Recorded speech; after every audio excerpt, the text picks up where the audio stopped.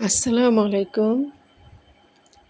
আমি নিজের ভিতরে এক অন্যরকম পাখি, যা কিনা বাতাসের ভেতর হয়ে যায় বুনো হাওয়ার সঙ্গী এবং কখনো কখনো পদ্মা, মেঘনা, যমুনার অনন্ত কোলাহল এবং স্থির করতা জলে ভাসমান এক হলুদ নৌকো। বাতাসে বাতাসে এখনো ওড়ে বেহুলার স্নায়বিক চুল, আর শ্বাসে প্রশ্বাসে ঘুরে ফিরে আসে নীল নীল মাছের ক্লান্তিহীন চোখ। আমি নিজের ভিতরে এক অন্যরকম পাখি। এইসবের কোনোটাই জীবনের বাহিরে নয়, ইতিহাসের উপকৈঠনও নয়, ইটের শেওলাও নয়, অথচ তুমি প্রায়শই চিৎকার করতে অপ্রচলিত শব্দের উত্থান ঘটিয়ে। আমি নিজের ভিতরে এক অন্যরকম পাখি। বুঝতে শিখিনি তারা সূর্য কখন ওঠে, চাঁদের গায়ে কেন লেগে থাকে ফসলের আলখাল্লা। এইভাবেই কেটে যায় পিঙ্গল প্রহর, হাতের তালুর উপর পড়ে থাকে জীবনের এক টুকরো লেফাসময়। মঙ্গলধর শহরে যাবার সব প্রস্তুতি শেষ, সব পাকা রাস্তার পাশে লাইন দিয়ে দাঁড়িয়ে আছে সহস্র গাড়ি।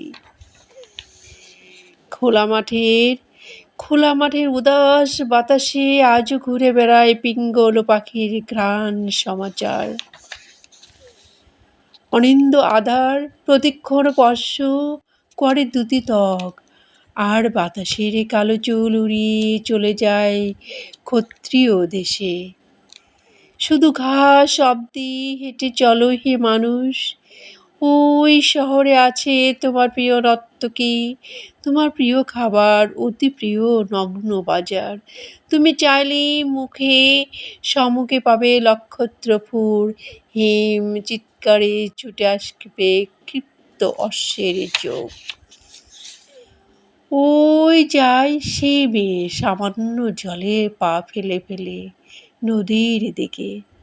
তাকে একবার দেখেছি বহুবারের মতো শিশিরে সিক্ত রাতে জ্যোৎস্না প্রেলব অন্ধকার কৈশোরী পিতামহ তাকে দেখেছিল অতি প্রত্যুষে লাল পুরুষের কোলে। মাতাল বৃক্ষের মতো কিছুটা মাথা দুলিয়ে হেঁটে যাচ্ছিল যুবকেরা পার্কের দিকে, ট্রাফিক বাজিয়ে চলেছিল বাঁশি, কেউ শুনল না সে বাঁশির সুর। নিজেরাই পৃথক সুরে গান গেয়ে গিয়ে যাচ্ছে নিজেদের মতো, কখন হেলে দুলে, কখনো বা এদিক ওদিকে।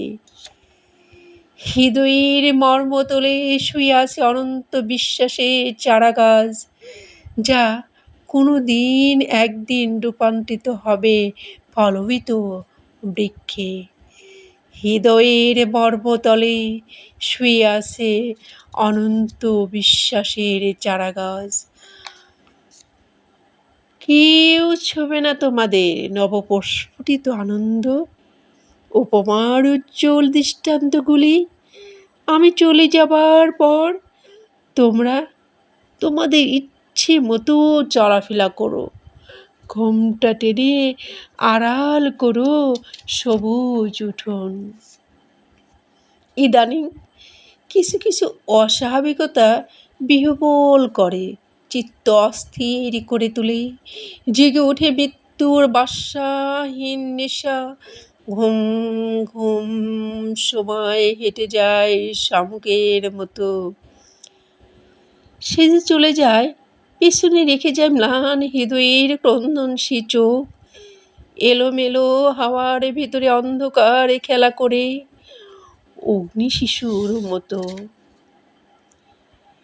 হে প্রিয়তমা, হে প্রিয়তমা, 10টি নখের ক্লাসিক কন্যা কখনো দেখেছি কি? কিংবা তোমার মতো তোমাকে দেখেছো কি কোনো ট্রেস শোর মধ্যখানে?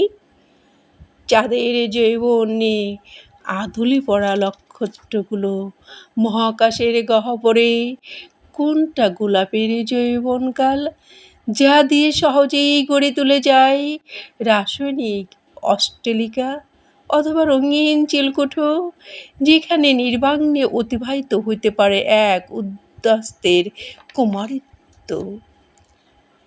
খুব নির্ভীক লাগছিল ওদের। এত সুইট। এক দৌড়ে ওরে ছুটে যায় জলের দিকে, হাতে জল নিয়ে ছিটাতে থাকে জলের উপর। ভয়ে তাড়াহুড়া করে নেমে যায় জলের গহীনে অন্য জগতে। খুদে খুদে তারারা বস্ত্রবিন্যাসের বাঁশগুলোর হাসি, বাঁশপাতার হাসি, ঘরের বাহিরে সংক্রান্ত প্রহরী নির্লজ্জতার দিবারাত্রি খেলে আমাতে আমি মগ্ন সুসন্ধির হলো লোপাটি। একটি আধুলি একটি আধুলিতে বাবা কিনে দিয়েছিল ১ চামচ পোড়ামাটি। তাতে পিত্তমহল ক্ষিপ্ত ছিল ১ শুল্কপক্ষ। আরেকটি আধুলিতে বাবা কিনেছিল ১ বাটি দুধ। তাতে পিতামহলের আনন্দ স্থায়িত্ব পেল দীর্ঘকাল।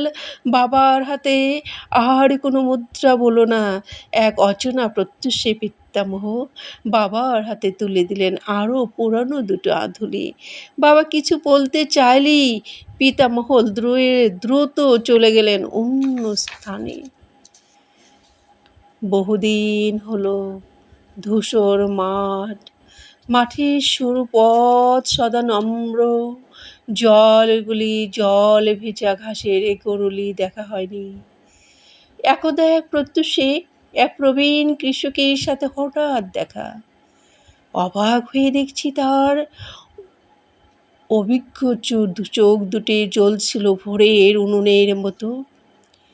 কোনো প্রত্যাশা নেই, কোনো অঙ্গীকার নেই, শুধু হাত পেতে বসেছিল বালু মিশ্রিত মাটির উপর।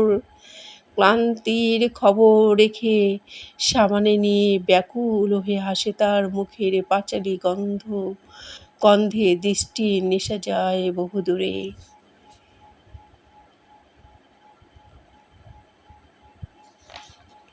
কখনো কখনো দেখেছি কি মাছ কিংবা মাছের সমাবর্তন? কখনো কি দেখেছো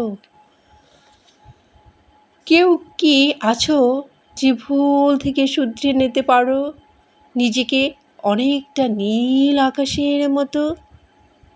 রোদ্রের প্রখরতা নেই জেনেও এখানে আসা কত উদ্ভ্রান্ত, এখন মাথার চুল অভিনব সৃষ্টি। আমি কখনো ভাবিনি এভাবে হঠাৎ বৃদ্ধ হব গাছে দেখা হবে পাতা মরার রোগ, অচল হবে গরুর গাড়ি, রাখাল বালকেরা মাঠ ছন্নছাড়াদের আঁকড়া হয়ে ব্যস্ত থাকবে নিত্যদিন। হায় কত সজল এখন দুখুনি নারীর চোখ! ব্যস্তময় সময়ের হাত ধরে কি দ্রুত হেঁটে যায় স্কুল বালিকেরা। হাওয়ার উর্বরতা থেকে যখন উড়ে যায় দৃষ্টির পাখি, তখন জলের উপর পড়ে তার ওম দেওয়া ঘরোয়া আলো। ঠিক সে সময়টা ওই ধূসর নদীর কূলে এসেছিল বেহুলা বাদকেরা। দূর পথে তারা বাড়ালো না পা। তুখোড় ইচ্ছা ছিল যাবে না নতুন বনের নগরে, কুলোতে খেলা করা বালির রঙে। আজ নয় কাল, অনেক অনেক দিন হলো ওখানে গিয়েছিল হিমানিদ্রারা। ফিরে যাও হে নারীরা, ফিরে যাও গৃহমুখে। প্রখর রৌদ্রের নিচে কখনো পাবে না স্নিগ্ধ সংবাদ, দেখবে না কোথাও এক ফোঁটা নতুন জল। কেন এমন হলো এ প্রশ্ন করেনি কেউ কখনো।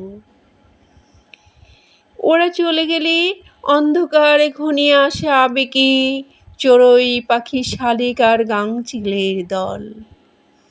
কাতল মাছের লাফালাফির মতো হাতগুলো ওঠানামা করছে, নিঃশ্বাসে নিঃশ্বাসে দোল খাচ্ছে মিয়ানো বাতাসের আলোকিত তারুণ্যে জ্বলজ্বল ফিনিয়ে দিয়ে। এত ভালোবাসা ভালো নয়, তাতেও কষ্ট বাড়ে। মাটি ভেঙে ভেঙে সরে গেলে তখন দাঁড়াবে কোথায়? আর আমিতে থাকতে পারিনি, চলে গিয়েছি প্রাচীন যুগে লক্ষ বছর আগে। ফিরে এসে দেখি উঠোনের কামিনী গাছ ওইভাবে আছে, দোয়েল পাখি ডাকছে পাতার আড়ালে। এইটুকু দূরে তিনি হাত দুটো মেলে উড়িয়ে দিচ্ছে পরিধেয় সফেদ বাসন। তারপর তারপর থেকে ধীরে ধীরে আমি বিড়ালে পরিণত হতে শুরু করি। এখন থেকে এখানেই থাকবো যতদিন থাকা যায় তোমাদের কাছাকাছি। আমার এই উজ্জ্বল অস্তিত্ব তোমাদের পাশ দিয়ে। ওপরে ছুটেছে মানুষ নক্ষত্র ছোঁবে, পাতালে নামছে শিশু গহীনে যাবে। দিনের আলোতে লেগেছে ঘুন পোকা, সারাদিন ম্যান নষ্ট করে অস্তিত্বর বিশাল। যাও কি যাওয়া কি সহজেই সহজ? আসলেই সহজ? আসলে বিচ্ছুরণের যন্ত্রতন্ত্র পড়ে থাকে নির্ভীক হৃদয়ে। ফিরে এসে দেখি আমার পৃথিবীতে নেই প্রতিটি আলোর মাঝে ডোরকাটা নিশানা। শৃগালের এই চোখ পায়ে হেঁটে হেঁটে চলে যায় অন্য গহ্বরে, অন্য দেশে। সম্ভবত সম্ভবত নির্জনতায় আমার শেষ প্রেম। নতুন দিনে নতুন কবিতা প্রাণে আনবে সঞ্চরণ। কবিতাকে দিও না বিদায়, হুইসেল শুনতে পাচ্ছ? কবিতাকে দিও না বিদায়, হুইসেল শুনতে পাচ্ছ? লাস্ট ট্রেন আসছে, ফাঁকা স্টেশনের বাতাস বয়, ভুতুড়ে নীরবতা নবান্নের মতো পায়চারি করে, বাতাসের ছায়ার পাতারা মতো কাঁপে। ওই ট্রেন, সেই ট্রেনে আমাকে নিয়ে যাবে অনেক অনেক দূরে। অদ্ভুত সুন্দরীর দিকে তাকিয়ে দেখো, দারুণ এক নেশা, ঠিক শ্রাবণের বাড়ি ধরার মতো। আমি কেবলই তোমাদের কাছে ফিরে ফিরে আসি, বেলোহাজ দূর প্রান্ত থেকে পাখা মেলে ফিরে আসি।